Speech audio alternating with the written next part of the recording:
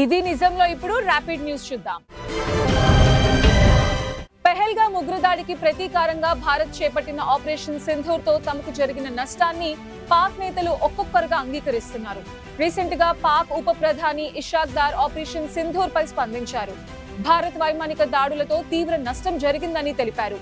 Operation Sindoor లో భాగంగా పాకిస్తాన్ కు ఎదురుదెబ్బ తగిలిందని, పాకిస్తాన్ లోని 2 ముఖ్యమైన వైమానిక స్థావరాలు రావల్పిండిలోని Nur Khan air base, Shorkot air base లపై భారత్ విరుచుకు పడిందన్నారు. దీంతో 2 ఎయిర్ బేస్ లు పూర్తిగా ధ్వంసమయ్యాయని తెలిపారు. భారత్ పై పాకిస్తాన్ తిరిగి దాడి చేయడానికి సిద్ధమవుతున్న సమయంలో ఈ దాడులు జరిగాయని వెల్లడించారు. అందుకే ప్రతిదాడి చేయలేకపోయామని, దాడుల విషయంలో భారత్ వేగంగా స్పందించిందని, భారత్ తో యుద్ధం అంత ఈజీ కాదని కీలక వ్యాఖ్యలు చేశారు. అత్యంత అరుదైన సందర్భాల్లో ఉపయోగించే ఈ 4B విమానం అమెరికా గగనతలంలోకి ఎంటర్ అయింది. ఈ విమానాన్ని యుద్ధాలు జరిగే సమయంలో భూమిపై దిగకుండా గాల్లో చక్కర్లు కొడుతూనే అమెరికా రక్షణ మంత్రి సహా కీలక ఉన్నతాధికారులు పాలన సాగించేందుకు వినియోగిస్తారు. ఇప్పుడు ఇజ్రాయెల్ ఇరాన్ మధ్య యుద్ధం తీవ్రమవుతున్న సమయంలో అమెరికా గగనతలంలోకి ఈ విమానం ఎంటర్ అవ్వడం సంచలనంగా మారింది. దీంతో ఇరాన్ పై అమెరికా దాడులు చేసేందుకు సిద్ధమవుతోందా అనే ప్రశ్నలు ఉత్పన్నమవుతున్నాయి. అమెరికాలో యుద్ధం వస్తే అంటే ప్రళయ కాలంలో వాడే విమానంగా దీనికి డూమ్స్డే ఎయిర్ క్రాఫ్ట్ అనే పేరుంది. దీనిని నైట్ వాచ్, ఫ్లయింగ్ పెంటగాన్ అని కూడా పిలుస్తారు. అత్యవసర సందర్భాల్లో దీన్ని యుద్ధ విమానంగా ఉపయోగిస్తారు. ల్యాండింగ్ చేయాల్సిన పని లేకుండా గాల్లోనే ఇంధనాన్ని నింపుకోగలదు. ఈ మొత్తం విమానంలో ఉన్నతాధికారుల విశ్రాంతి కోసం 18 పడకలు ఉన్నాయి. కీలక నిర్ణయాలు తీసుకునేందుకు పెద్ద సమావేశ గది కూడా ఏర్పాటు చేశారు.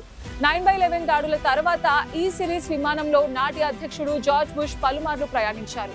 1995లోనూ హరికేన్ ఓపెల్ ఘటన సమయంలో ఫెడరల్ ఎమర్జెన్సీ మేనేజ్మెంట్ ఏజెన్సీ ఉన్నతాధికారులు ఇందులో నుంచే కీలక నిర్ణయాలు తీసుకున్నారు.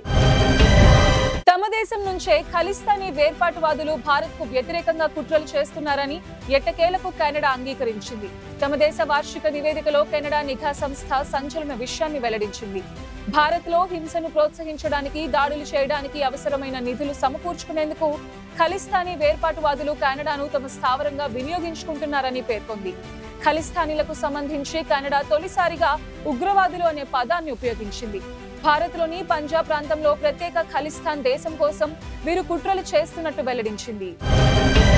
ప్రైవేట్ అంతరిక్ష సంస్థల్లో అగ్రగామిగా నిలిచేందుకు ఎలన్ మస్క్ చెందిన స్పేస్ ఎక్స్ సంస్థ ప్రయోగాలపైన ప్రయోగాలు చేస్తూ ఎదురు దెబ్బలు తింటోంది. రీసెంట్ గా ఈ సంస్థకు చెందిన 10వ స్టార్షిప్ ఫైర్ టెస్ట్ సమయంలో పేలిపోయింది. దీనికి సంబంధించిన వీడియో సోషల్ మీడియాలో వైరల్ గా మారింది.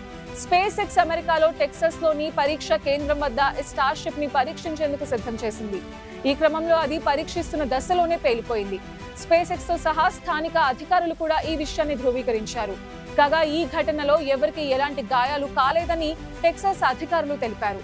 స్థానిక అధికారులతో కలిసి ప్రాంతాన్ని సురక్షితంగా ఉంచేందుకు ప్రయత్నిస్తున్నామని స్పేస్ ఎక్స్ తెలిపింది.